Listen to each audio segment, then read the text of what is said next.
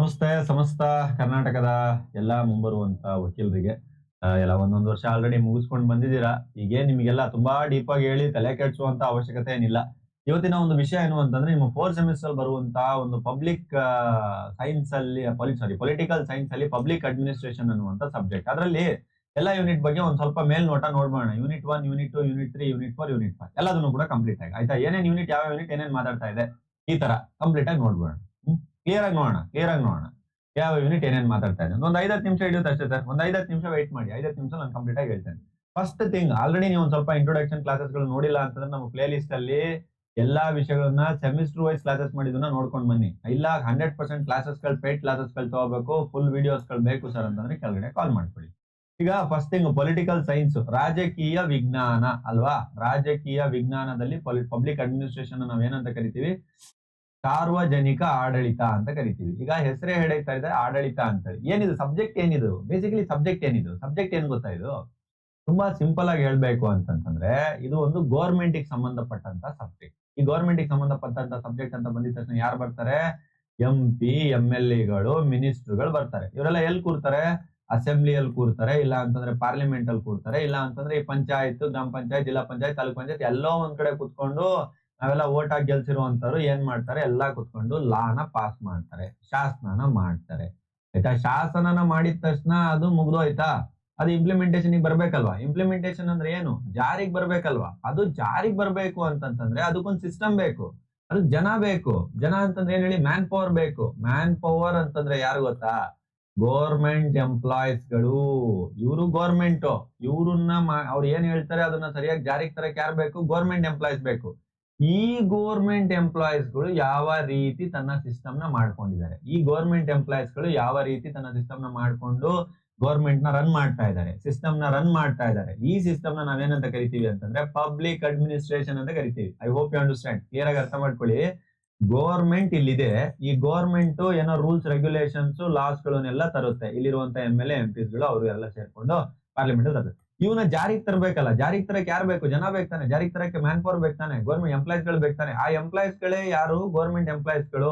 ಎಷ್ಟಿದ್ದಾರೆ government employees ಗಳು? ಹತ್ತತ್ರ permanent employee 3.5-4 ಕೋಟಿ ಇದ್ದಾರೆ ಈಗ ಭಾರತದಲ್ಲಿ. ನಮ್ಮ total population permanent employee, vendoring employee, contract employee ಅವೆಲ್ಲ ಬೇರೆ. ನಾನು ಇಡೀ ಭಾರತದಲ್ಲಿ ಮಾತಾಡ್ತಾ ಇರೋದು ಅಂದಾಜು ಒಂದು ಅವರೇಜ್ ಅಂಡ್ ಲೆಕ್ಕಾಚಾರದ ಪ್ರಕಾರ 3-4 ಕೋಟಿ ಇದ್ದಾರೆ ಇವಾಗಿನ ಟ್ರೆಂಡ್ಸ್ ಅಲ್ಲಿ ಅಂತ ಹೇಳ್ತಾರೆ. ಬೇರೆ ಬೇರೆ ಡಾಟಾ ಬೇರೆ ಬೇರೆ ಕೊಡುತ್ತೆ. ಈಗ ಒಂದು ನೋಡಿ, ಇಷ್ಟು ಜನ ಇದ್ದಾರೆ ಆಯ್ತಾ. ಒಂದು 3-4 ಕೋಟಿ ಜನಸಂಖ್ಯೆ ಇದೆ ಅಲ್ಲ, 3-4 ಕೋಟಿ ಎಂಪ್ಲಾಯ್ಸ್ ಗಳಿದ್ದಾರೆ, ಗೌರ್ಮೆಂಟ್ ಎಂಪ್ಲಾಯ್ಸ್ ಗಳು. ಇವ್ರನ್ನ ಮಾನಿಟರ್ ಮಾಡಕ್ ಒಂದು ಸಿಸ್ಟಮ್ ಬೇಕು ತಾನೆ. ಇವ್ರನ್ನ ಮಾನಿಟರ್ ಮಾಡಕ್ಕೆ ಒಂದು ಹೈರಾರ್ಕಿ ಸಿಸ್ಟಮ್ ಇರಬೇಕು. ಚೀಫ್ ಎಕ್ಸಿಕ್ಯೂಟಿವ್ ಅಂತೆ, ಬಾಸ್ ಅಂತೆ, ಅವನ ಮೇಲೆ ಸೆಕ್ರೆಟರಿ ಅಂತೆ, ಆಮೇಲೆ SDA ಅಂತೆ, FDA ಅಂತೆ. ಸಣ್ಣ ಉದಾಹರಣೆ ಹೇಳ್ತಾನೆ. ಒಂದು ಪೊಲೀಸ್ ಡಿಪಾರ್ಟ್ಮೆಂಟ್ ಅಂತ ತಗೋಣ. ನಿಮಗೆ ಇದೆಲ್ಲ ತುಂಬಾ ಪರಿಚಯ ಇರೋದನ್ನ ತಗೊಳ್ತಾನೆ. ಪೊಲೀಸ್ ಡಿಪಾರ್ಟ್ಮೆಂಟ್ ಕೂಡ ಗೌರ್ಮೆಂಟ್ ಎಂಪ್ಲಾಯ್ಸ್ ಗಳವರೆಲ್ಲ, ಗೌರ್ಮೆಂಟ್ ಸರ್ವೆಂಟ್ ಗಳವರೆಲ್ಲ. ಈಗ ಪೊಲೀಸ್ ಡಿಪಾರ್ಟ್ಮೆಂಟ್ ಅಲ್ಲಿ ಗ್ರೌಂಡ್ ಲೆವೆಲ್ ಅಲ್ಲಿ ಕಾನ್ಸ್ಟೇಬಲ್ ಇರ್ತಾನೆ, ಆಮೇಲೆ ಹೆಡ್ ಕಾನ್ಸ್ಟೇಬಲ್ ಇರ್ತಾನೆ, ಆಮೇಲೆ SI ಬರ್ತಾನೆ, ಆಮೇಲೆ ಇನ್ಸ್ಪೆಕ್ಟರ್ ಅದಾದ್ಮೇಲೆ ಇನ್ಸ್ಪೆಕ್ಟರ್ ಲೆವೆಲ್ ಅಲ್ಲಿ ನಿಮಗೆ ಕಮಿಷನರ್ ಬರ್ತಾರೆ, commissioner, ACP, DCP, DIG, IG ಈ ತರ ಎಲ್ಲ ಬರ್ತಾ ಹೋಗ್ತಾರೆ ನಿಮಗೆ ಕಂಟಿನ್ಯೂ. ಸೊ ಈಗ ಈ ಸಿಸ್ಟಮ್ ನ ಏನಕ್ಕೆ ಮಾಡ್ಬೇಕಾಗಿತ್ತು? ಈ ಸಿಸ್ಟಮ್ ಬೇಕಿತ್ತಾ? ಈ ಸಿಸ್ಟಮ್ ಏನಕ್ಕೆ ಬೇಕು ಅಂತಂದ್ರೆ ಮೇಲ್ಗಡೆ ಇರುವಂತವ್ರಿಗೆ ಮಾತ್ರ ಗೌರ್ಮೆಂಟ್ DIG, DIGP ಇವರಿಗೆಲ್ಲ ಆ ಗೌರ್ಮೆಂಟ್ ಆರ್ಡರ್ಸ್ ಕೊಡುತ್ತೆ. ಈ ಆರ್ಡರ್ಸ್ ಅವ್ರು ಕೆಳಗಡೆ ಹೇಳ್ತಾರೆ ಎಲ್ಲ ಫಾಲೋ ಮಾಡ್ತಿರ್ತಾರೆ. ಈ ತರ ಫಾಲೋ ಮಾಡುವಂತ ಸಿಸ್ಟಮ್ ನೀಟಾಗಿ ನಡೀತಾ ಇದೆ ಗೌರ್ಮೆಂಟ್ ಅಲ್ಲಿ ಅಂತಂತಂದ್ರೆ ಅದಕ್ಕೆ ಕಾರಣ ಈ ಸಬ್ಜೆಕ್ಟ್. ಇಷ್ಟೊತ್ತು ನಿಮಗೇನೋ ಒಂದು ಸ್ಟೋರಿ ಹೇಳಿದ್ದಲ್ಲ, ಈ ಸಬ್ಜೆಕ್ಟ್ ಏನಕ್ಕೆ ಬೇಕು ಅಂತ ಹೇಳಿದ್ದು. ಇದನ್ನೇ ಏನ್ ಮಾಡಿದ್ದಾರೆ KS ಹೇಳಿದರು, 5 ಯೂನಿಟ್ ಆಗಿ ಡಿವೈಡ್ ಮಾಡಿದ್ದಾರೆ. ಸರಿ, ಈಗ ಹೇಳಿದ ಕಾನ್ಸೆಪ್ಟ್ ಒಂದು ಹೈರಾರ್ಕಿ ಸಿಸ್ಟಮ್ನೆ 5 ಯೂನಿಟ್ ಆಗಿ ಡಿವೈಡ್ ಮಾಡಿ ಯೂನಿಟ್ ನಂಬರ್ 1 ಅಲ್ಲಿ ಸಾರ್ವಜನಿಕ ಆಡಳಿತ, ರಾಜಕೀಯ ವಿಜ್ಞಾನ, ಕನ್ನಡ ಮೀಡಿಯಂ ಸ್ಟೂಡೆಂಟ್ಸ್ ಗಳಿಗೆ ಮೆನ್ಷನ್ ಮಾಡಿರುವಂತದ್ದು. ಪಬ್ಲಿಕ್ ಅಡ್ಮಿನಿಸ್ಟ್ರೇಷನ್ ಅಂದ್ರೆ ಏನು? ಇಷ್ಟೊತ್ತು ನಾನು ಏನ್ ಹೇಳ್ದೆ ಗೊತ್ತಾ? ಅದೇ ಪಬ್ಲಿಕ್ ಅಡ್ಮಿನಿಸ್ಟ್ರೇಷನ್. ಅದ್ರದ್ದು ಡೆಫಿನೇಷನ್ಸ್ ಗಳು ಬೇರೆ ಬೇರೆ ಅಂತ ತುಂಬಾ ವ್ಯಕ್ತಿಗಳು ಡೆಫಿನೇಷನ್ ಹೇಳಿದರೆ. ಅದ್ರ ನೇಚರ್ ಏನು ಅಂದ್ರೆ, ಅದರ ಸ್ವರೂಪವೇನು, ವ್ಯಾಪ್ತಿ ಏನು, ಅದರ ಪ್ರಾಮುಖ್ಯತೆ ಏನಿದೆ ಅನ್ನುವಂಥದ್ದನ್ನ ಕಲಿತಾ ಹೋಗ್ತೀರಾ. ಈ ಪಬ್ಲಿಕ್ ಅಡ್ಮಿನಿಸ್ಟ್ರೇಷನ್ಗೂ ಪ್ರೈವೇಟ್ ಅಡ್ಮಿನಿಸ್ಟ್ರೇಷನ್ಗೂ ಇರುವಂತ ವ್ಯತ್ಯಾಸ ಏನು ಸರ್? ಪಬ್ಲಿಕ್ ಅಡ್ಮಿನಿಸ್ಟ್ರೇಷನ್ ಅಂದ್ರೆ ಗೌರ್ಮೆಂಟ್ ಕಡೆ ಏನು ಎಂಪ್ಲಾಯ್ಸ್ ಗಳಿದ್ರೆ IAS, IPS, SDA, FDA ಇದನ್ನ ಪಬ್ಲಿಕ್ ಅಡ್ಮಿನಿಸ್ಟ್ರೇಷನ್ ಅಂತೀವಿ. ಪ್ರೈವೇಟ್ ಅಡ್ಮಿನಿಸ್ಟ್ರೇಷನ್ ಅಂತಂದ್ರೆ MNC ಕಂಪನಿಗಳಲ್ಲಿ ಹೋದ್ರು ಇರ್ತಾರೆ, ಅಲ್ಲಿ ಮ್ಯಾನೇಜರ್ ಗಳು ಇರ್ತಾರೆ, ಟೀಮ್ ಲೀಡ್ ಇರ್ತಾರೆ, GM ಇರ್ತಾರೆ, VP ಇರ್ತಾರೆ, AVP ಇರ್ತಾರೆ, CEO ಇರ್ತಾರೆ, ಅಲ್ಲೂ ಇರ್ತಾರೆ, ಇಲ್ಲೂ ಇರ್ತಾರೆ. ಅದೇನಾದ್ರು ಗೌರ್ಮೆಂಟ್ ಆಗಿತ್ತು ಅಂದ್ರೆ ಪಬ್ಲಿಕ್ ಅಡ್ಮಿನಿಸ್ಟ್ರೇಷನ್, ಪ್ರೈವೇಟ್ ಆಗಿದ್ರೆ ಪ್ರೈವೇಟ್ ಅಡ್ಮಿನಿಸ್ಟ್ರೇಷನ್. ಏನಿದೆ ಅದರಲ್ಲಿ? ಪ್ರೈವೇಟ್ ಕಂಪನೀಸ್ ಗಳಲ್ಲಿ ಪ್ರೈವೇಟ್ ಅಡ್ಮಿನಿಸ್ಟ್ರೇಷನ್ ಇರುತ್ತೆ, ಅಡ್ಮಿನ್ ಡಿಪಾರ್ಟ್ಮೆಂಟ್ ಇರುತ್ತೆ, ಆಡಳಿತ ವಿಭಾಗ ಇರುತ್ತೆ.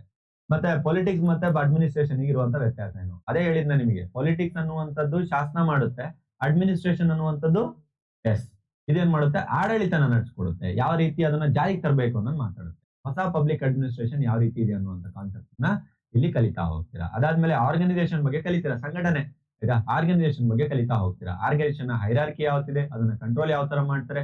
ಡೆಲಿಗೇಷನ್ ಅಥಾರಿಟಿ ಅಂತಿದೆ, ಇಂಪಾರ್ಟೆಂಟ್ ಕಾನ್ಸೆಪ್ಟ್. ಅಂತಂದ್ರೆ ಒಬ್ಬ IAS ಆಫೀಸರ್ ಇಡೀ ಡಿಸ್ಟ್ರಿಕ್ಟ್ ನ ನೋಡಕ್ ಆಗಲ್ಲ ಆಸ್ ಎ DC ಆಗಿ. ಅವ್ನೇನ್ ಮಾಡ್ತಾರೆ ಅಂತಂದ್ರೆ ಡಿಫ್ರೆಂಟ್ ತಾಲೂಕಲ್ಲಿರುವಂತ KS ಆಫೀಸರ್ಗೆ ತನ್ನ ಪವರ್ ನ ಟ್ರಾನ್ಸ್ಫರ್ ಮಾಡ್ತಾನೆ. ಆ KS officer PO village accountant ಇವರಿಗೆ ಪವರ್ ನ ಟ್ರಾನ್ಸ್ಫರ್ ಮಾಡ್ತಾರೆ. ಈ ತರ ಟ್ರಾನ್ಸ್ಫರ್ ಆಗಿರುತ್ತೆ ಕಂಪ್ಲೀಟ್ ಆಗಿ. ಇದು ಈ ತರ ಟಾಪ್ ಇಂದ ಬಾಟಮ್ ತನಕ ಒಂದು ಸಿಸ್ಟಮ್ ನ ಮಾಡ್ಕೊಂಡಿದ್ದಾರೆ ಆಯ್ತಾ, ಕಂಪ್ಲೀಟ್ ಆಗಿ. ಅಂತಂದ್ರೆ ಅದೇ ನಾನು ಹೇಳ್ತಾ ಇದ್ನಲ್ಲ, ಈಗ ನಿಮಗೆ ಒಂದು ಇದನ್ನ ಹಾಕ್ಬಿಟ್ಟು ಯಾವ ತರ ಅಂತಂದ್ರೆ, ಈಗ IAS ಆಫೀಸರ್ ಕಂಪ್ಲೀಟ್ ಆಗಿ ಡಿಸ್ಟ್ರಿಕ್ಟ್ ಆಗಿ ಎಲ್ಲಾ ಊರಲ್ಲೂ ಎಲ್ಲಾ ತಾಲೂಕಲ್ಲಿ ಅವ್ರು ಇರಕ್ ಆಗಲ್ಲ. ಅವ್ರ ಬದಲಿಗೆ ಯಾರು ಇರ್ತಾರೆ, KS ಆಫೀಸರ್. ಅವ್ರ ಕೆಳಗೆ ಯಾರು ಇರ್ತಾರೆ, FDAಗಳಿರ್ತಾರೆ, SDAಗಳಿರ್ತಾರೆ. ಈ ತರ ಡಿಫ್ರೆಂಟ್ ಆಯ್ತಾ, ಹೈರಾರ್ಕಿ ಸಿಸ್ಟಮ್. IPS ಅಂತ ಬಂತು ಅಂದ್ರೆ ಪೊಲೀಸ್ ಡಿಪಾರ್ಟ್ಮೆಂಟ್ ಅಲ್ಲಿ ಹೇಳಿದ್ನಲ್ಲ, DIG IGG ಈ ತರ. ಇದನ್ನೇ ನಾವು ಆರ್ಗನೈಸೇಷನ್ ಅಂತ ಹೇಳಿ ಕರಿತೀವಿ. ಇಲ್ಲಾಗುವಂತ ಡೆಲಿಗೇಷನ್ ಅಥಾರಿಟಿ ಏನು ಅಂತ ನಾನು ಏನ್ ಹೇಳ್ತಾ ಇದ್ದೆ, ಇವರು ತನ್ನ ಪವರ್ಸ್ ನ ಇವ್ರಿಗೆ ಟ್ರಾನ್ಸ್ಫರ್ ಮಾಡ್ತಾರೆ, ತನ್ನ ಪವರ್ಸ್ ಇವ್ರಿಗೆ ಟ್ರಾನ್ಸ್ಫರ್ ಮಾಡ್ತಾರೆ, ಇವ್ರಿಗೆ ಟ್ರಾನ್ಸ್ಫರ್ ಮಾಡ್ತಾರೆ. ಟ್ರಾನ್ಸ್ಫರ್ ಮಾಡ್ತಾ ಅವ್ರವರ ಕೆಲಸಗಳನ್ನ ಸ್ವಲ್ಪ ಹಂಚ್ಕೊಂಡು ಕೆಲಸ ಮಾಡ್ತಾರೆ. ಅವರ ಇಂಟಿಗ್ರೇಷನ್ ಯಾವ ತರ ಇದೆ, ಸೆಂಟ್ರಲೈಸೇಷನ್ ಯಾವ ತರ ಮಾಡ್ತಾರೆ, ಡಿಸೆಂಟ್ರಲೈಸ್ ಯಾವ ತರ ಮಾಡ್ತಾರೆ. ಈಗ ಆರ್ಗನೈಸೇಷನ್ ಅಂದ ತಕ್ಷಣನೇ ಅದು ಸೆಂಟ್ರಲೈಸ್ ಮಾಡುವಂತ ಒಂದು ಕಾನ್ಸೆಪ್ಟ್ ಬರುತ್ತಲ್ಲ, ಅದೇ ಯಾವ ತರ ಮಾಡ್ತಾರೆ ಅನ್ನುವಂಥದ್ದನ್ನ ಯೂನಿಟ್ ನಂಬರ್ 1 ಅಲ್ಲಿ ಕಲಿತೀರಾ. ಸರಿ ಸರ್, ಈಗ ಯೂನಿಟ್ ನಂಬರ್ 2 ಬಂದೆ ನಾನು. ಅಕಸ್ಮಾತ್ ನಾನೇನೋ ಯೂನಿಟ್ ನಂಬರ್ 2 ಬಂದೆ ಅಂತಂದ್ರೆ, ಆ ಯೂನಿಟ್ ನಂಬರ್ 2 ದಲ್ಲಿ ಕಲಿಯುವಂತ ವಿಷಯಗಳು ಯಾವುದು ಅಂತಂದ್ರೆ, ಲೈನ್ ಅಂಡ್ ಸ್ಟಾಫ್ ಬಗ್ಗೆ ಕಲಿತೀರಾ. ಆಯ್ತಾ, ನಾನು ಅದನ್ನೇ ಹೇಳಿದ್ ನಿಮಗೆ. ಇಲ್ಲಿ ಪಬ್ಲಿಕ್ ಅಡ್ಮಿನಿಸ್ಟ್ರೇಷನ್ ಏನ್ ಕಲಿತೀರಾ ಅಂತಂದ್ರೆ, ಒಂದು ಡಿಪಾರ್ಟ್ಮೆಂಟ್ ಇದೆ. ಡಿಪಾರ್ಟ್ಮೆಂಟ್ ಅಲ್ಲಿ ಯಾವ ರೀತಿ ಹೆಡ್ ಇರ್ತಾರೆ, ಅವರ ಹೆಡ್ ಯಾವ ರೀತಿ ಇದನ್ನ ಕೆಳಗಡೆ ಇರುವಂತ ಎಂಪ್ಲಾಯೀಸ್ ಗಳನ್ನ ಆಪರೇಟ್ ಮಾಡ್ತಿರ್ತಾರೆ, ಅವ್ರ ಕೆಳಗಡೆ ಇರುವಂತ ಎಂಪ್ಲಾಯೀಸ್ ಗಳು ಯಾವ ರೀತಿ ಆಪರೇಟ್ ಆಗ್ತಾರೆ. ಆತರ ಅದನ್ನೇ ನಾನು ಲೈನು ಮತ್ತೆ ಸ್ಟಾಫ್ ಅಂತ ಕರಿತೀವಿ. ಅದ್ರ ಮೀನಿಂಗ್ ಏನು, ಡಿಫ್ರೆನ್ಸ್ ಏನು, ಯಾವ ತರ ಫಂಕ್ಷನ್ ಇರುತ್ತೆ, ಏಜೆನ್ಸೀಸ್ ಗಳ ಯಾವ ತರ ವರ್ಕ್ ಆಗುತ್ತೆ, ಕಾರ್ಪೊರೇಷನ್ ಕಂಪನೀಸ್ ಏನು, ಕಂಪನೀಸ್ ಅಂದ್ರೆ ಏನು, ಅದರಲ್ಲಿ ಗವರ್ಮೆಂಟ್, ಸ್ಪೆಷಲಿ ಗವರ್ಮೆಂಟ್, ಅವರ ಫಂಕ್ಷನ್ಸ್ ಫ್ಯೂಚರ್ಸ್ ಗಳೇನಿದೆ ಅಂತ ಕಲಿತೀರಾ. ಸ್ಟಾಫ್ ಏಜೆನ್ಸೀಸ್ ಗಳಂತಾನೆ ಇದೆ. ಈ ತರ ಸ್ಟಾಫ್ ಗಳನ್ನ ಮೇಂಟೈನ್ ಮಾಡಕ್ಕಂತಾನೆ ಏಜೆನ್ಸೀಸ್ ಗಳಿದೆ. ಆ ಸ್ಟಾಫ್ ಏಜೆನ್ಸೀಸ್ ಗಳಲ್ಲಿ general agencies, specialised agencies, technical agencies, auxiliary agencies, ಇವುಗಳನ್ನ ಕಲಿತಾ ಹೋಗ್ತೀರಾ.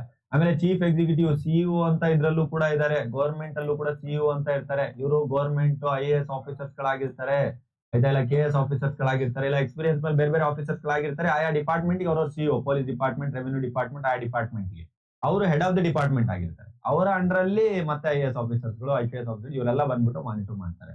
ಡೆಲಿಗೇಟೆಡ್ ಲೆಜಿಸ್ಲೇಷನ್ ಹೇಳಿದೆ ಆಯ್ತಾ. ಎಲ್ಲದನ್ನು ಕೂಡ ನೀವು ಅಸೆಂಬ್ಲಿಯಿಂದನೇ ಪಾಸ್ ಆಗ್ಬೇಕು, ಪಾರ್ಲಿಮೆಂಟ್ ಇಂದಾನೆ ಪಾಸ್ ಆಗ್ಬೇಕು ಅಂದ್ರೆ ಆಗಲ್ಲ. ಕೆಲವೊಂದನ್ನ IAS ಆಫೀಸರ್ಗೆ ಪವರ್ಸ್ ಕೊಟ್ಟಿರ್ತಾರೆ. ಯಾವ ತರ ಸರ್ ಅಂತಂದ್ರೆ, ಒಂದು ಉದಾಹರಣೆ ಹೇಳ್ತಾ ಇದ್ದೀನಿ. ಈಗ ಕರೋನಾ ಬಂತು. ಕರೋನಾ ಬಂದಾಗ ಹಾಸ್ಪಿಟಲ್ಗಳಲ್ಲಿ ಮಾಸ್ಕ್ ಗಳನ್ನೆಲ್ಲ ಕಂಪಲ್ಸರಿ ಹಾಕ್ಬೇಕು ಅಂತ ಹೇಳಿದ್ರು. ಈಗ ಈ ತರ ಏನಾದ್ರು ಹೇಳಿದ್ದಾರೆ ಅಂತಂದ್ರೆ, ಅದ್ರ ಅರ್ಥ ಇದನ್ನ ಮತ್ತೆ ಅಸೆಂಬ್ಲಿ ಪಾರ್ಲಿಮೆಂಟ್ ಇಂದಾನೆ ಪಾಸ್ ಮಾಡ್ಕೊಂಡು ಬರ್ಬೇಕಾ, ಆತರ ಕಾನ್ಸೆಪ್ಟ್ ಅಂತಲ್ಲ. ಅದ್ರ ಅರ್ಥ ಅವರ ಪವರ್ ಅನ್ನ ಒಂದು ಸ್ವಲ್ಪ ಓಕೆ ನೀನು ಕೂಡ ನಡ್ಸ್ಬೋದು ಅಂತ IAS ಆಫೀಸರ್ ಕೊಡುವಂತದನ್ನ, ಅವರ ಗ್ರೌತ್ ಏನಿದೆ, ಅದರ ಫಾರ್ಮ್ಸ್ ಏನಿದಾವೆ, ಲಿಮಿಟೇಷನ್ ಇದೆ, ಸೇಫ್ ಗಾರ್ಡ್ ಏನಿದೆ, ಈ ತರ ಅದನ್ನ ಕಲಿತಾ ಹೋಗ್ತೀವಿ. ತುಂಬಾ ಡೀಪ್ ಆಗಿ ಹೇಳಿದೀನಿ ನಾನು ಕಂಪ್ಲೀಟ್ ಕ್ಲಾಸಸ್ ಅಲ್ಲಿ. ಇದು ನಂಬರಿಗೆ ಕಾಲ್ ಮಾಡ್ಕೊಳ್ಳಿ. ಸಿಲೆಬಸ್ ಅನ್ನ ನಾನು ಎಕ್ಸ್ಪ್ಲೈನ್ ಮಾಡ್ತಾರೆ, ತುಂಬಾ ಡೀಪ್ ಆಗಿ ಹೋಗಕ್ ಆಗ್ತಾ ಇಲ್ಲ. ಆಮೇಲೆ ಅಡ್ಮಿನಿಸ್ಟ್ರೇಟಿವ್ ಅಡ್ಜುಡಿಕೇಶನ್ ಅಂತ ಇದೆ. ಆಡಳಿತಾತ್ಮಕ ಹೊಂದಾಣಿಕೆ ಯಾವ ತರ ಇದೆ, ಅದರ ಫಂಕ್ಷನ್, ಲಿಮಿಟೇಷನ್, ವರ್ಕಿಂಗ್, ಟ್ರಿಬ್ಯುನಲ್ಸ್ ಗಳ ಬಗ್ಗೆ ಡಿಸ್ಕಸ್ ಮಾಡ್ತೀವಿ. ಆಫ್ಟರ್ ದಟ್ ನೆಕ್ಸ್ಟ್ ಏನಾದ್ರು ಬಂದ್ರೆ, ಯೂನಿಟ್ ನಂಬರ್ 3 ಅಲ್ಲಿ ಪರ್ಸನಲ್ ಬ್ಯೂರೋಕ್ಯಾಸಿ ಅಂತ ಏನಿದೆ, ಆ ಪರ್ಸನಲ್ ಬ್ಯೂರೋಕ್ಯಾಸಿ ಕಾನ್ಸೆಪ್ಟ್ ಅಲ್ಲಿ ನಾವು ಸ್ಟಡಿ ಮಾಡ್ತಾ ಹೋಗ್ತೀವಿ. ಈ ಪರ್ಸನಲ್ ಬ್ಯೂರೋಕ್ಯಾಸಿ ಅಂತಂದ್ರೆ, ಈಗ ಕೆಲವೊಂದು ಟೈಮ್ ಅಲ್ಲಿ ಏನು ಅಂತಂದ್ರೆ, ಇದು ಪರ್ಸನಲ್ ಬ್ಯೂರೋಕ್ಯಾಸಿ ಅಲ್ಲ, ಸಾರಿ, ಪರ್ಸನಲ್ ಬ್ಯೂರೋಕ್ಯಾಸಿ ಅಂದ್ರೆ ಸಿಬ್ಬಂದಿ. ಪರ್ಸನಲ್ ಅಂತಂದ್ರೆ ವೈಯಕ್ತಿಕ ಅಲ್ಲ. ಬ್ಯೂರೋಕ್ಯಾಸಿ ಯಾರು ಅಂತಂದ್ರೆ ಇವರೇ ಬ್ಯೂರೋಕ್ಯಾಸಿ. IAS, IPS, IRS ಸುಮಾರು ಬರ್ತಾರೆ ಇರಲ್ಲ. Railway, revenue, police administration, Indian police service, Indian revenue service, Indian complete ಆಗಿ 20 ರಿಂದ 30 ಡಿಪಾರ್ಟ್ಮೆಂಟ್ ಗಳಿದೆ. ಈ ತರ ಇವರ ಮೆರಿಟ್ಸ್ ಏನು, ಡಿಮೆರಿಟ್ಸ್ ಏನು, ಇವ್ರು ಏನಕ್ಕೆ ಬೇಕು, ಇವರ ಕೈಂಡ್ಸ್ ಆಫ್ ಬ್ಯೂರೋಕ್ಯಾಸಿ ಏನಿದೆ, ಇವರ ಫಂಕ್ಷನ್ ಏನು. ಆಮೇಲೆ ರಿಕ್ರೂಟ್ಮೆಂಟ್ ಮಾಡ್ಬೇಕಾದ್ರೆ ಏನೇನ್ ಪ್ರಾಬ್ಲಮ್ ಗಳಾಗುತ್ತೆ, ಪ್ರಮೋಷನ್ ಯಾವ ತರ ಕೊಡ್ತಾರೆ ಗವರ್ಮೆಂಟ್ ಎಂಪ್ಲಾಯ್ಸ್, ರಿಟೈರ್ಮೆಂಟ್ ಯಾವ ತರ ಇದೆ, ಅವರ ಡಿಸಿಪ್ಲಿನ್ ಗಳೇನು, ಪಬ್ಲಿಕ್ ಸರ್ವಿಸ್ ಕಮಿಷನ್ಸ್ ಗಳು ಅಂತಂದ್ರೆ ಏನು, UPSC ಮತ್ತೆ KPSC ಕೇಳಿರ್ತೀರಾ. SPSC ಅಂತಂದ್ರೆ ಸ್ಟೇಟ್ ಪಬ್ಲಿಕ್ ಸರ್ವಿಸ್ ಕಮಿಷನ್. ಇದರಲ್ಲಿ KPSC ಬರುತ್ತೆ, TPSC ಬರುತ್ತೆ. TPSC ಅಂದ್ರೆ ತಮಿಳುನಾಡು, ಆಮೇಲೆ ಮತ್ತೆ ಅದರಲ್ಲೇ APSC ಅಂದ್ರೆ ಆಂಧ್ರ ಪ್ರದೇಶ, KPSC ಅಂದ್ರೆ ಕರ್ನಾಟಕ. ಈ ತರ ಡಿಫ್ರೆಂಟ್ ಕಾನ್ಸೆಪ್ಟ್ಸ್ ಗಳು ಬರ್ತಾ ಹೋಗುತ್ತೆ. ಅದಾದ್ಮೇಲೆ ಅಥಾರಿಟಿ ಅಂತ ಇದೆ. ಅಥಾರಿಟಿ ಅಂಡ್ ರೆಸ್ಪಾನ್ಸಿಬಿಲಿಟಿ, ಯಾರ್ಯಾರಿಗೆ ಅಥಾರಿಟಿ ಕೊಡ್ತಾರೆ, ಅದ್ರ ಲಿಮಿಟೇಷನ್ ಏನು, ಅಥಾರಿಟಿ ಕೆಪಾಸಿಟಿ ಏನು, ಕೈಂಡ್ಸ್ ಆಫ್ ರೆಸ್ಪಾನ್ಸಿಬಿಲಿಟೀಸ್ ಗಳು ಯಾವ, ಎಲ್ಲಿ ರೆಸ್ಪಾನ್ಸಿಬಿಲಿಟೀಸ್ ಗಳ ಬಗ್ಗೆ ಮಾತಾಡ್ತಾ ಇದೆ. ಗೌರ್ಮೆಂಟ್ ಎಂಪ್ಲಾಯೀಸ್ ಗಳಲ್ಲೇ ಹೈಯೆಸ್ಟ್ ರ್ಯಾಂಕಿಂಗ್ ಅಲ್ಲಿ ಯಾರು ಇರ್ತಾರೆ ಅವ್ರಿಗೆ ಕೊಟ್ಟಿರುವಂತ ರೆಸ್ಪಾನ್ಸಿಬಿಲಿಟೀಸ್ ಗಳ ಬಗ್ಗೆ ಮಾತಾಡ್ತಾ ಇದೆ. ಇದು ಯೂನಿಟ್ ನಂಬರ್ 3 ಬಗ್ಗೆ ಮಾತಾಡುತ್ತೆ. ಎನಿಹೌ ಯೂನಿಟ್ ನಂಬರ್ 4 ಏನಾದ್ರೂ ನಾನು ಎಂಟ್ರಿ ಕೊಟ್ಟೆ ಅಂತಂದ್ರೆ, ಯೂನಿಟ್ ನಂಬರ್ 4 ಅಲ್ಲಿ ಮ್ಯಾನೇಜ್ಮೆಂಟ್ ಬಗ್ಗೆ ಮಾತಾಡುತ್ತೆ. ಆ ಮ್ಯಾನೇಜ್ಮೆಂಟ್ ಮತ್ತೆ ಅದೇ ಮ್ಯಾನೇಜ್ಮೆಂಟ್. ಆ ಮ್ಯಾನೇಜ್ಮೆಂಟ್ ಅಂತಂದ್ರೆ ಒಂದು ಟೀಮ್ ಇದೆ, ಅದ್ರದ್ದು CEO ಇರ್ತಾರೆ. ಆ CEO ಕೆಳಗಡೆ ಮತ್ತೆ IAS ಆಫೀಸರ್ಸ್ ಗಳು ಝೋನಲ್ ನೋಡ್ಕೊಂತಾ ಇರ್ತಾರೆ. ಇದ್ರ ಕೆಳಗಡೆ ಮತ್ತೆ ಎಫ್ ಡಿ ಎ ಇವರು ಕೆ ಎಸ್ ಆಫೀಸರ್ ಇರ್ತಾರೆ, ಕೆ ಎಸ್ ಆಫೀಸರ್ ಕೆಳಗಡೆ ಎಫ್ ಡಿ ಎ ಇರ್ತಾರೆ, ಎಫ್ ಡಿ ಎ ಕೆಳಗಡೆ ಎಸ್ ಡಿ ಎ ಇರ್ತಾರೆ, ಆಮೇಲೆ ಕ್ಲರ್ಕ್ ಇರ್ತಾರೆ. ಈ ತರ ಇದೆಲ್ಲ ಸೇರೋ ಒಂದು ಮ್ಯಾನೇಜ್ಮೆಂಟ್ ಸಿಸ್ಟಮ್ ಯಾವ ತರ ನಡೆಯುತ್ತೆ. ಮ್ಯಾನೇಜ್ಮೆಂಟ್ ಅಂದ್ರೆ ಏನು, ಅದ್ರ ಪ್ರಿನ್ಸಿಪಲ್ ಏನು, ಒಳ್ಳೆ ಮ್ಯಾನೇಜ್ಮೆಂಟ್ ಗುಡ್ ಮ್ಯಾನೇಜ್ಮೆಂಟ್ ಅಂದ್ರೆ ಏನೇನಾಗಿರ್ಬೇಕು, ಮ್ಯಾನೇಜ್ಮೆಂಟ್ ನ ವ್ಯಾಲ್ಯೂಸ್ ಗಳೇನು ಆಯ್ತಾ. ಅದಾದ್ಮೇಲೆ ಒಂದು ಪೋಸ್ಟ್ ಡೋಕ್ ಅಂತ ಒಂದು ಇದೆ ಕಾನ್ಸೆಪ್ಟ್. ಆ ಕಾನ್ಸೆಪ್ಟ್ ನಾನು ಎಕ್ಸ್ಪ್ಲೈನ್ ಮಾಡ್ತೀನಿ ಕಂಪ್ಲೀಟ್ ಆಗಿ. ಸೊ ಆ ಕಾನ್ಸೆಪ್ಟ್ ಅನ್ನು ಕೂಡ ನಿಮ್ಗೆ ಅರ್ಥ ಮಾಡಿಸ್ತಾ ಇದ್ದಾರೆ. ಆಮೇಲೆ ಲೀಡರ್ಶಿಪ್ ಅನ್ನೋದು ತುಂಬಾ ಇಂಪಾರ್ಟೆಂಟ್. ಈಗ ಸಿಇಒ ನ ಯಾರೋ ಒಬ್ರು ಮಾಡಿ ಕೂರಿಸಿದ್ದಾರೆ, ಇವ್ರಿಗೆ ಲೀಡರ್ಶಿಪ್ ಇಲ್ಲ. ಇವ್ರ ಕೆಳಗಡೆ ಲಕ್ಷಾಂತರ ಜನ ಗೌರ್ಮೆಂಟ್ ಎಂಪ್ಲಾಯ್ಸ್ ಗಳು ಕೆಲಸ ಮಾಡ್ತಾರೆ. ಇವ್ರು ಏನ್ ಆರ್ಡರ್ ಕೊಡ್ತಾರೋ ಅದನ್ನ ಕೆಳಗಡೆ ಯಾರೋ ಮಾಡೋರು ಆಯ್ತಾ. ಅವ್ರು ಕುದುರೆ ಗಾಡಿ ಕಟ್ಟಾಗಿ ಇವರೇ ಸರಿ ಇಲ್ಲ ಅಂತಂದ್ರೆ ಏನ್ ಮಾಡೋದಿದೆ. ಸೊ ಇವರ ಒಳ್ಳೆ ಕ್ವಾಲಿಟೀಸ್ ಗಳು ಏನಾಗಿರ್ಬೇಕು, ಪಾಲಿಸಿ ಫಾರ್ಮೇಶನ್ ಅಲ್ಲಿ, ಡಿಸಿಷನ್ ಮೇಕಿಂಗ್ ಅಲ್ಲಿ, ಪ್ರಾಬ್ಲಮ್ಸ್ ಗಳಲ್ಲಿ ಯಾವ ತರ ಒಳ್ಳೆ ಡಿಸಿಷನ್ ಮೇಕಿಂಗ್ ತಗೋಬೇಕು ಅನ್ನೋದನ್ನ ಹೇಳ್ತಾರೆ. ಆಮೇಲೆ moral and discipline meaning in implication, morality ಬಗ್ಗೆ ಮಾತಾಡ್ತಾ ಇದ್ದಾರೆ. ನೈತಿಕತೆ ಇಲ್ಲದಿರುವಂತಹ ನಾಯಕ ನಾಲಾಯಕಿ ಅಂತ ಹೇಳ್ಬೇಕಾಯ್ತಾ. ನೋಡಿ, ಕಾನೂನಿನ ಫಾಲೋ ಮಾಡ್ಬೇಕು. ಕಾನೂನಿನ ದರ್ಪದಲ್ಲಿ ನಾನೇ ದೊಡ್ಡವನ್ ನಾನೇ ಅಂತ ಮಾಡ್ಬಾರ್ದು. ನಾನು ನೋಡಿದೀವಿ ಇದೆಲ್ಲ ಪೊಲೀಸ್ ಡಿಪಾರ್ಟ್ಮೆಂಟ್ ಅಲ್ಲಿ ನೋಡಿದೀರಾ, ಆಮೇಲೆ ನಿಮ್ಮ IAS IPS ಗೌರ್ಮೆಂಟ್ ಆಫೀಸ್ ಗಳಲ್ಲಿ ನೋಡಿದೀರಾ, ನಾನೇ ಏನೋ ದೊಡ್ಡ ಕಿಂಗ್ ಅನ್ನೋ ತರ ಮಾಡ್ತಿರ್ತಾರೆ. ಅದಲ್ಲ ಅದು. ಅಲ್ಲಿ ನೈತಿಕತೆ ಇಲ್ಲದೆ ಇರುವಂತ ವ್ಯಕ್ತಿ ನಾಲಾಯಕೆ ಆಯ್ತಾ. ನಾನು ಕ್ಲಿಯರ್ ಆಗಿ ಹೇಳ್ತೀನಿ, ಓಪನ್ ಸ್ಟೇಟ್ಮೆಂಟ್ ನಮ್ದು ಆಯ್ತಾ. ಯಾರು ತಪ್ಪು ಮಾಡ್ತಾ ಇದ್ದಾರೆ ಅವ್ರು ಒಪ್ಕೊಳ್ತಾರೆ ಇದನ್ನ. ಸೊ ಇದಿಷ್ಟು ಪಾಯಿಂಟ್ ನಂಬರ್ 3 ಅಲ್ಲಿ ಆಯ್ತಾ. ಇದನ್ನ ಪಾಯಿಂಟ್ ನಂಬರ್ 3 ಅಲ್ಲಿ ಯೂನಿಟ್ ನಂಬರ್ 4 ಅಲ್ಲಿ ಕಲಿತಾ ಹೋಗ್ತೀರಾ. ಅದ್ರ ಬಗ್ಗೆ ನಾನು ತುಂಬಾ ಡೀಪ್ ಆಗಿ ಮಾಡಿದ್ದೀನಿ ಕ್ಲಾಸಸ್ ಗಳಲ್ಲಿ. ನಮ್ಮ ಆನ್ಲೈನ್ ಕ್ಲಾಸಸ್ ಗಳಲ್ಲಿ ನೀವು ಕುತ್ಕೊಂಡ್ರೆ ಚರ್ಚೆಗಳು ನಡೆಯುತ್ತೆ. ಯಾವ ರೀತಿ ಅಂತಂದ್ರೆ ಸರಿ ಯಾವ್ದು ತಪ್ಪು ಯಾವ್ದು ಸಮಾಜದಲ್ಲಿ ಅನ್ನೋದ್ರ ಚರ್ಚೆಗಳು ನಡೆಯುತ್ತೆ ಆಯ್ತಾ. Next planning. ನೆಕ್ಸ್ಟ್ ಏನು ಅಂತಂದ್ರೆ ಅದರಲ್ಲೇ ನಿಮ್ಮ ಸಿಲೆಬಸ್ ಕಾಪಿ ಯೂನಿಟ್ ನಂಬರ್ 5 ಅಲ್ಲಿ ಪ್ಲಾನಿಂಗ್ ನಿಜವಾಗ್ಲೂ ಬೇಕಾ, ಈ ಪಬ್ಲಿಕ್ ಅಡ್ಮಿನಿಸ್ಟ್ರೇಷನ್ ನಿಜವಾಗ್ಲೂ ಬೇಕಾ ಅನ್ನುವಂತ ಕಾನ್ಸೆಪ್ಟ್ ಕಲಿತೀರಾ. ಅದ್ರ ಪ್ರಿನ್ಸಿಪಲ್ಸ್ ಗಳೇನಿದೆ, ಫ್ಯೂಚರ್ಸ್ ಗಳೇನಿದೆ ಕಲಿತೀರಾ.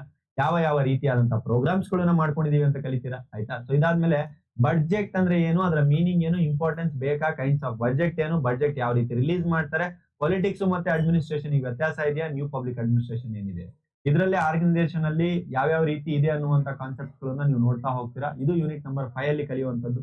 ಇದೇ ರೀತಿ ನೀವೇನಾದ್ರೂ ನೋಡ್ತೀರಾ ಅಂತಂದ್ರೆ ಡಿಫ್ರೆಂಟ್ ಸಬ್ಜೆಕ್ಟ್ ಗಳಲ್ಲಿ ಎಲ್ಲಾ ಸಬ್ಜೆಕ್ಟ್ ಗಳು ನಾವು ಕ್ಲಾಸಸ್ ಗಳನ್ನ ಕಂಪ್ಲೀಟ್ ಮಾಡಿದೀವಿ. ಯೂನಿಟ್ 1 2 3 4 5 ಎಲ್ಲಾ ಸಬ್ಜೆಕ್ಟ್ ಗಳನ್ನ ಕಂಪ್ಲೀಟ್ ಮಾಡಿದೀವಿ. ಇದೇ ಅಂತಲ್ಲ, ಪೊಲಿಟಿಕಲ್ ಇಂಟರ್ನ್ಯಾಷನಲ್ ಎಲ್ಲ ಪ್ಲೇ ಲಿಸ್ಟ್ ಅಲ್ಲಿ ಹೋಗ್ಬಿಟ್ಟು ನೋಡಿ. ಇದರಲ್ಲಿ ಒಂದೆರಡು ಯೂನಿಟ್ ನಾನೇ ಸ್ಲೋ ಮಾಡ್ಬಿಟ್ಟು ನೋಡಿ ಸ್ಕಿಪ್ ಮಾಡಿದ್ದೇನೆ. ಸೊ ನೀವು ಅದನ್ನ ಕಂಪ್ಲೀಟ್ ಆಗಿ ನಮ್ಮ 5th ಯೂನಿಟ್ ಅಲ್ಲಿ ನೀವು ಕಂಪ್ಲೀಟ್ ಆಗಿ ನೋಡ್ತೀರಾ ಅದನ್ನ ಎಲ್ಲದನ್ನು ಕೂಡ. ಅಲ್ಲೇ ನೀವು ಒಂದ್ಸಲ ನೋಡಿ. ಇದಿಷ್ಟು ಇವತ್ತಿನ ವಿಡಿಯೋದಲ್ಲಿ ನಾವ್ ಏನ್ ಕಲ್ತೀವಿ ಅಂದ್ರೆ ಪೊಲಿಟಿಕಲ್ ಸೈನ್ಸ್ ಅಂದ್ರೆ ಏನು, ಯೂನಿಟ್ 1 ಅಲ್ಲಿ ಪಬ್ಲಿಕ್ ಅಡ್ಮಿನಿಸ್ಟ್ರೇಷನ್ ಆರ್ಗನೈಸೇಷನ್ ಕಲಿತೀವಿ, ಯೂನಿಟ್ 2 ಅಲ್ಲಿ ಲೈನ್ ಅಂಡ್ ಸ್ಟಾಫ್ ಕಲಿತೀವಿ, ಯೂನಿಟ್ 3 ಅಲ್ಲಿ ಬ್ಯೂರೋಕ್ರಾಸಿ ಅಂದ್ರೆ ಏನು, ಈ ರೀತಿ ಕಾನ್ಸೆಪ್ಟ್ ಗಳನ್ನ ಕಲಿತಾ ಹೋಗ್ತೀವಿ. ಯೂನಿಟ್ 4 ಅಲ್ಲಿ ಮ್ಯಾನೇಜ್ಮೆಂಟ್, ಲೀಡರ್ಶಿಪ್, ಮೊರಾಲಿಟಿ ಬಗ್ಗೆ ಕಲಿತಾ ಹೋಗ್ತೀವಿ. ಯೂನಿಟ್ 5 ಅಲ್ಲಿ ನಾವು ಇನ್ನು ಉಳಿದಿರುವಂತಹ ಕಾನ್ಸೆಪ್ಟ್ ಗಳನ್ನ ಕಲಿತಾ ಹೋಗ್ತೀವಿ. ಇದಿಷ್ಟು ಇವತ್ತಿನ ವಿಡಿಯೋ.